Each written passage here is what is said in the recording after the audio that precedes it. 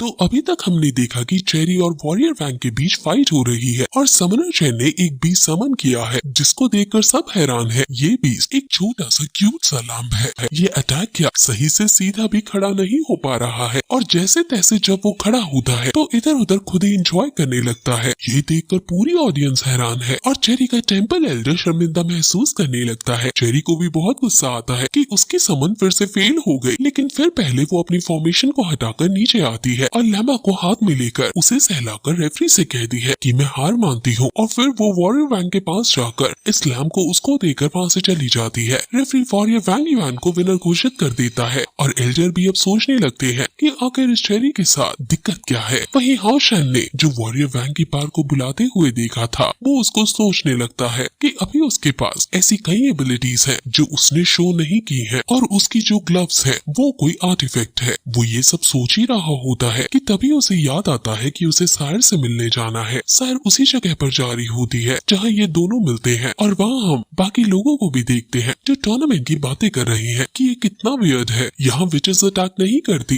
Healers heal नहीं करते और समनर से छोटे लैम्ब को समन करते हैं। सायर के वहाँ पहुँचने से पहले वहाँ हाओ शन खड़ा है और सायर को इस बात की अनुभूति हो जाती है और वो उसके पास खुश होकर जाने लगती है। हाओ शन उसके लिए फूल लाया है जिसे पाकर सायर काफी खुश होती है और अच्छा महसूस कर रही है। उनके बीच नजदीकियां बढ़ती जा रही हैं और ऐसा लग रहा है मानो वो किस करने वाले हैं, लेकिन तभी हाओ शन के माथे पर एक सील एक्टिवेट होती है और वहाँ पीछे एक पोर्टल खुल जाता है जो हाओ शन को अपने अंदर खींचने लगता है। सार पता नहीं लगा पाती कि आखिर ये क्या हाओ शन को खींच रहा है। वो परेशान होने लगती है और हाओ शन को भी समझ नहीं आ रहा होता, लेकिन हाओ शन उस पोर्टल में खींचा चला जाता है और पोर्टल फिर बंद हो जाता है। सार टेंशन में आ जाती है कि अभी आखिर ये हुआ तो हुआ क्या। वो तुरंत अपने बॉडीगार्ड असासिन्स को बुलाती है और उनसे पूछती है कि यहाँ अभी क्या हुआ, जिस पर वो बताते हैं कि एक्सचेंज फॉर्मेशन यहाँ क्रिएट हुई है जो हाओ शन को अपने अंदर ले गई है। हाओ शन को भी नहीं पता कि ये क्या हुआ है। सायर पूछती है कि क्या तुम्हारे पास कोई तरीका है इस बारे में पता लगाने का। उसके बॉडीगार्ड ने कभी इस तरह की कोई फॉर्मेशन नहीं देखी है, शायद ये इस डायमेंशन से है ही नहीं। सायर को काफी ज्यादा बुरा लग रहा है और उसके आसपास का ऑरा बदलता जा रहा है। बॉडीगार्ड कहता है कि हमें इसके बारे में फर्दर इन्वेस्टिगेशन करनी होगी, लेकिन अभी के लिए हम सिर्फ